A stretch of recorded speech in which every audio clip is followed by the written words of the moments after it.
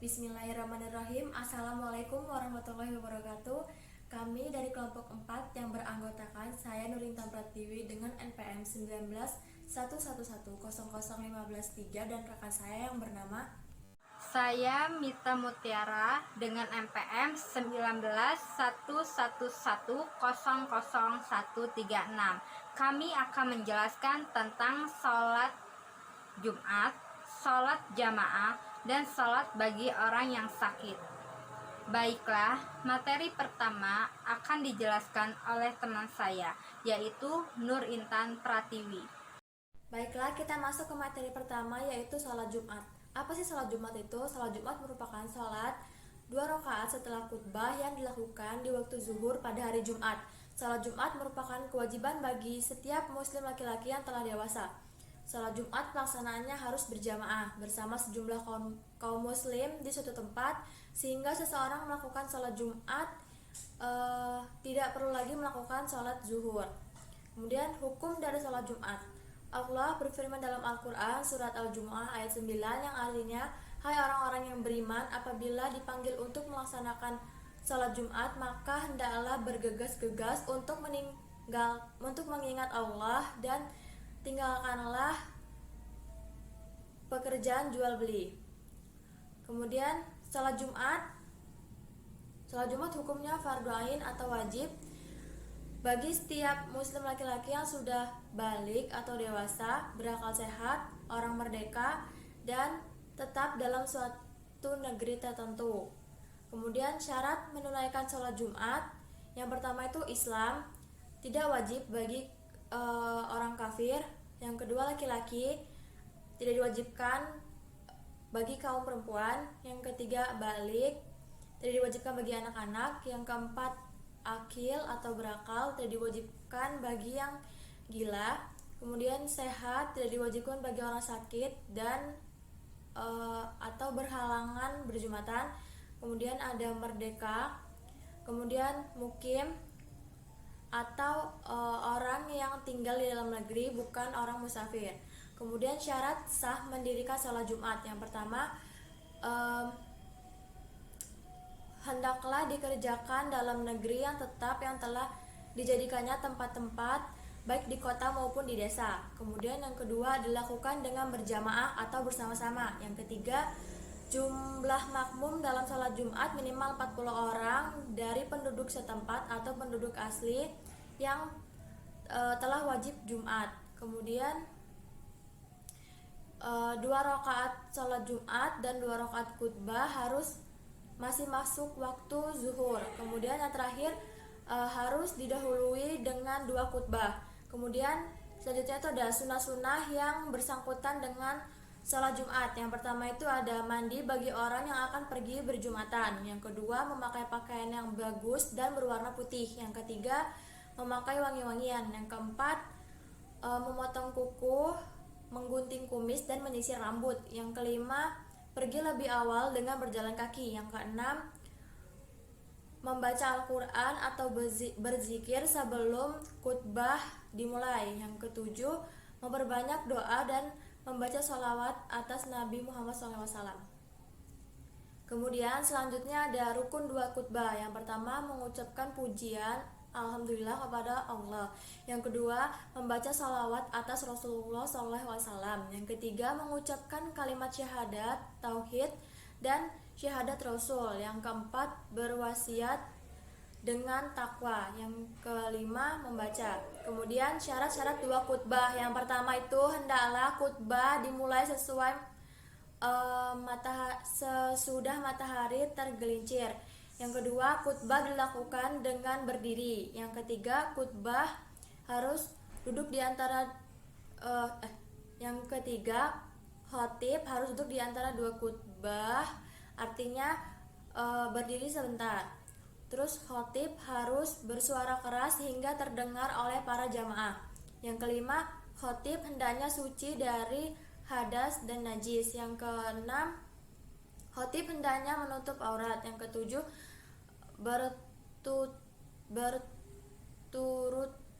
berturut-turut baik rukunnya atau jarak keduanya maupun antara kedua dengan salatnya. Kemudian sunnah khutbah. Yang pertama, khutbah dilakukan di atas mimbar atau di tempat yang lebih tinggi. Yang kedua, itu kalimat-kalimat yang diucapkan harus fasih dan jelas, mudah diterima oleh pendengar. Yang ketiga, khotib hendaknya jangan atau tetap menghadap kepada orang banyak. Yang keempat, membaca surat Al-Ikhlas sewaktu duduk di antara dua khutbah. Yang kelima, para pendengar atau para jamaah harus memperhatikan isi khutbah. Yang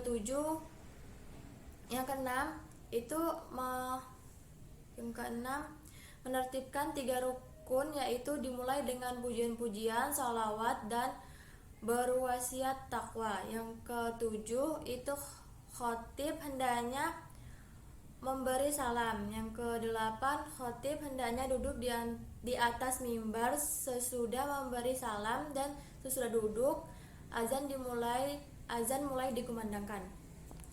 Itulah materi pertama yang dapat saya sampaikan. Selanjutnya materi kedua yang akan disampaikan oleh Saudari Nita. Kepada Saudari Nita, saya persilakan. Baiklah, saya akan menjelaskan tentang sholat jamaah. A. Pengertian sholat jamaah.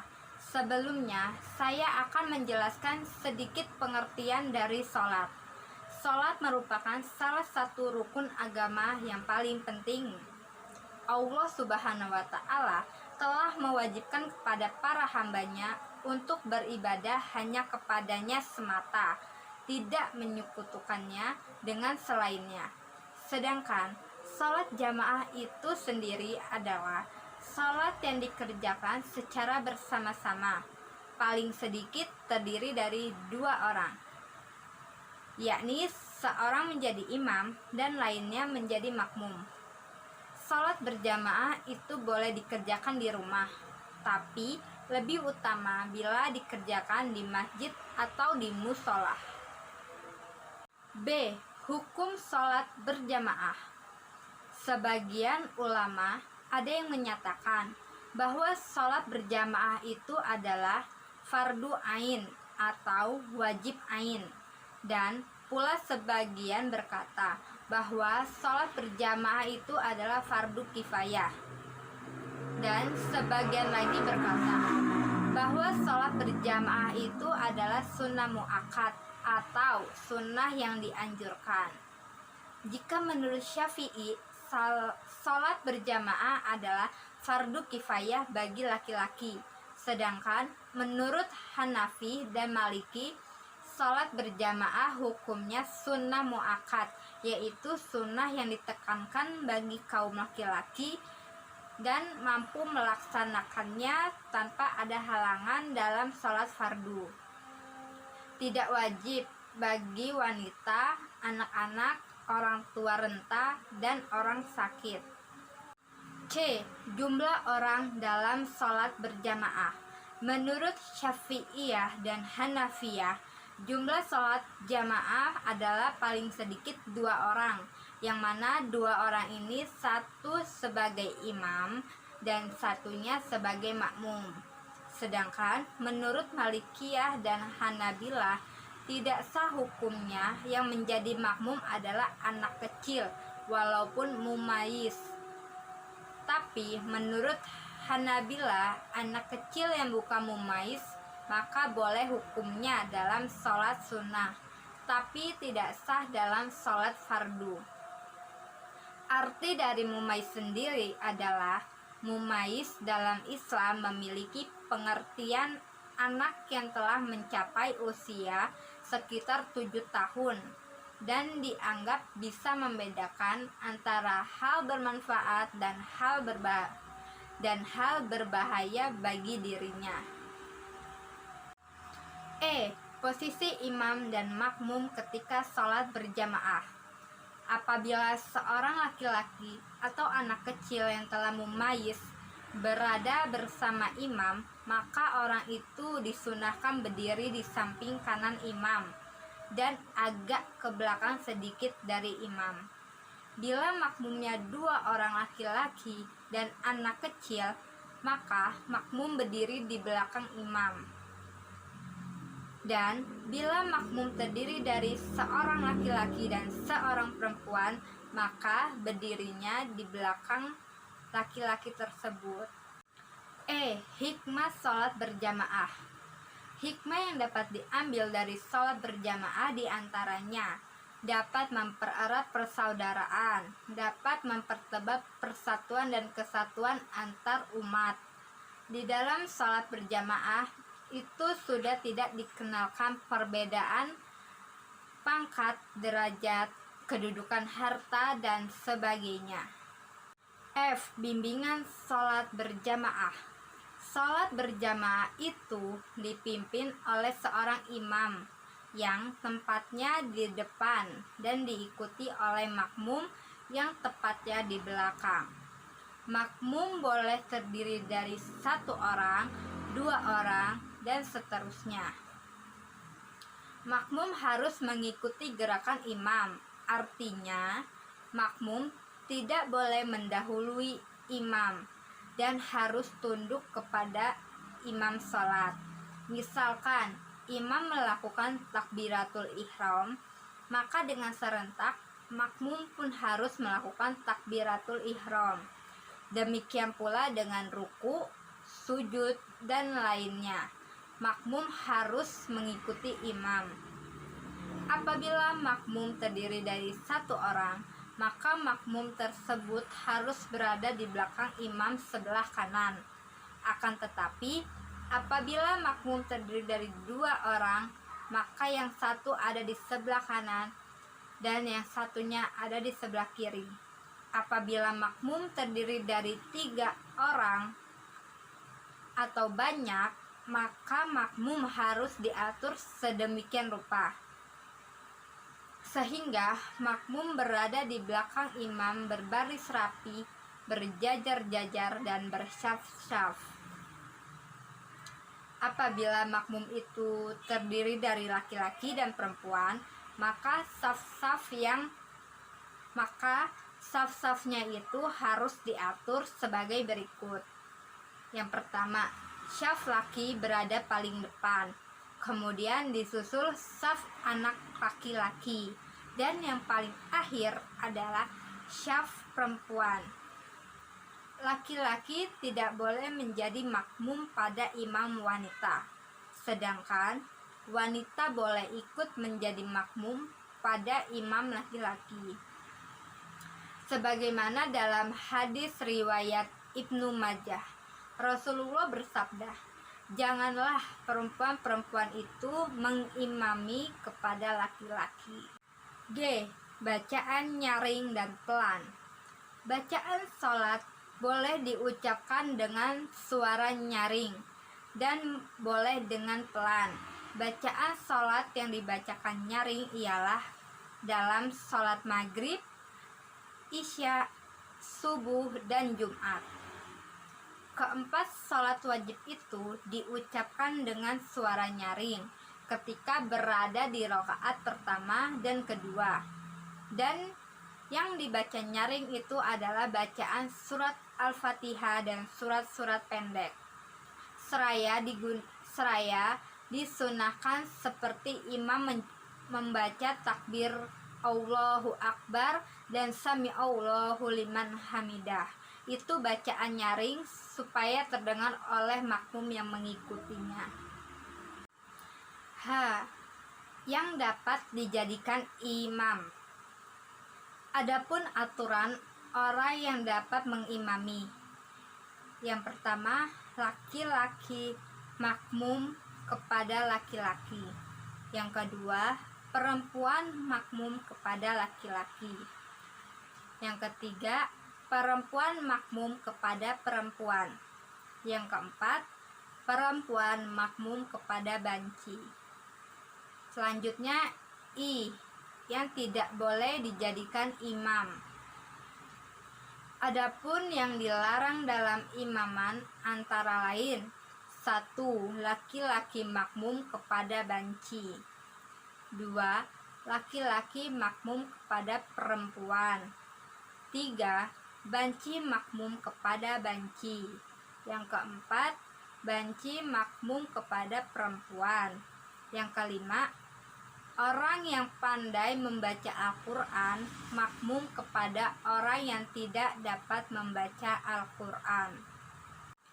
J. Syarat-syarat sah jamaah. Yang pertama, berniat mengikuti imam. Sebagian makmum harus membaca niat yang sama seperti imam. Contohnya, jika imam membaca niat sholat maghrib, maka makmum pun membaca niat sholat maghrib. Tetapi yang dibedakan adalah jika makmum pakai makmuman dan jika imam pakai imaman. Yang kedua, mengetahui segala apa yang dikerjakan imam. Yang ketiga, jangan ada dinding yang menghalangi antara imam dan makmum, kecuali bagi perempuan. Di masjid hendaknya didindingi dengan kain, asal ada sebagian atau salah seorang yang mengetahui gerak-gerik imam atau makmum yang dapat diikuti. Yang keempat, jangan mendahului imam dalam takbir dan jangan pula melambatkannya. Yang kelima, jangan di muka imam, terlalu ke muka. Yang terakhir, sholat makmum harus bersesuaian dengan sholat imam. Misalnya, sama-sama sholat zuhur, qashar, jama, dan sebagainya. Yang terakhir, makmum yang terlambat datang atau masbuk. Masbuk yaitu orang yang datang terlambat dalam mengikuti imam. Ia tidak sempat membaca imam sebelum ruku atau sedang ruku, dan ia dapat ruku yang sempurna bersama imam. Maka orang yang masbuk itu telah mendapat 1 rakaat. Kemudian hendaklah ditambah kekurangan rakaatnya jika belum cukup sesudah imam memberi salam.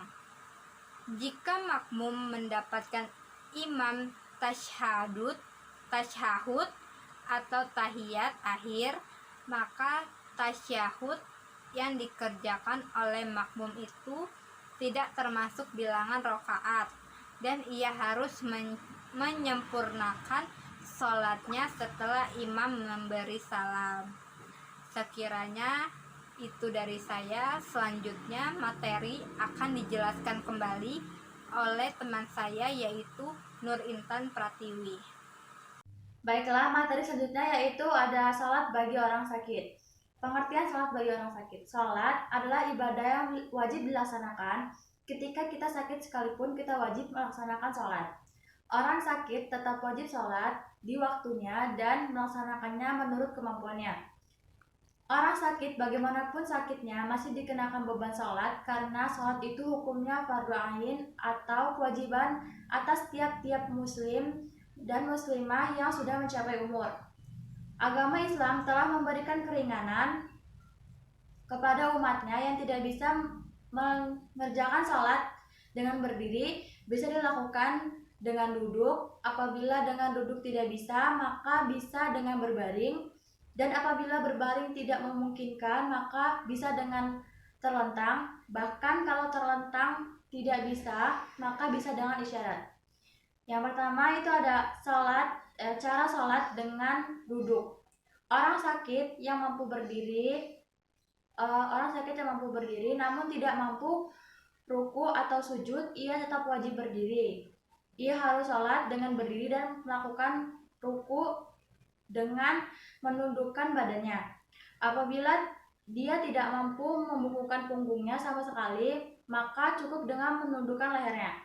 Kemudian duduk lalu menundukkan badannya untuk sujud. Dalam keadaan duduk dengan mendekatkan wajahnya ke tanah sedekat mungkin. Orang sakit yang khawatir akan bertambah parah sakitnya atau memperlambat kesembuhannya atau sangat susah berdiri diperbolehkan sholat dengan duduk. Kesulitan atau masyaqqah memperbolehkan seseorang mengerjakan sholat dengan duduk. Adapun cara sholat dengan duduk, yang pertama, duduk seperti duduk pada tahiyat awal atau duduk di antara 2 sujud atau bersila. Lalu berniat bertakbir serta meletakkan kedua tangan di atas pusar dan di bawah dada. Setelah itu membaca doa iftitah, surat Al-Fatihah dan surat pendek.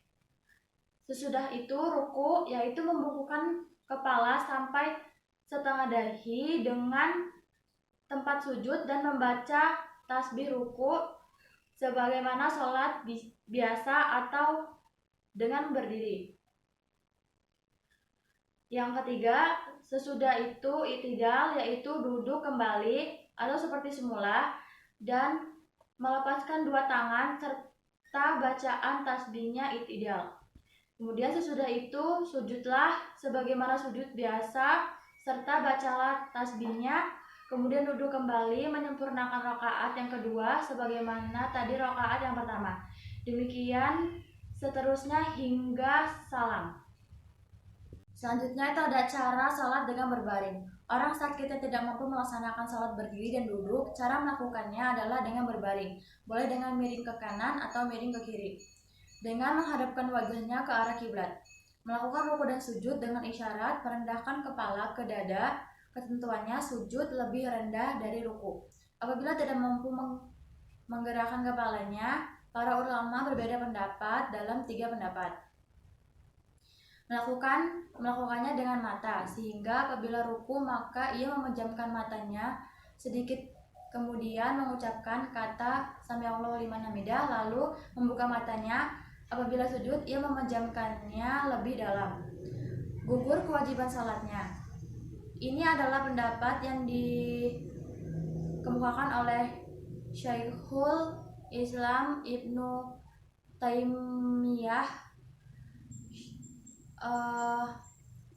Pendapat kedua dengan menyatakan yang rajah dari 3 pendapat tersebut adalah gugurnya perbuatan saja, karena ini saja yang tidak mampu dilakukan, sedangkan perkataan tetap tidak gugur karena ia mampu melakukannya.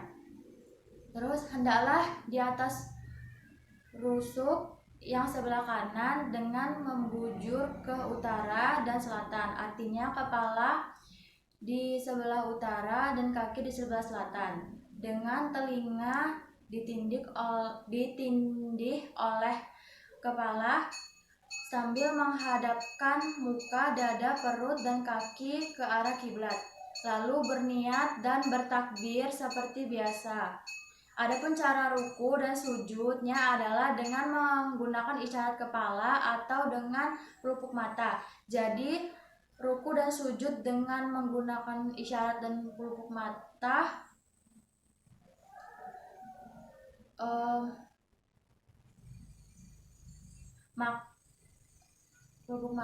maka kerjakan dengan hati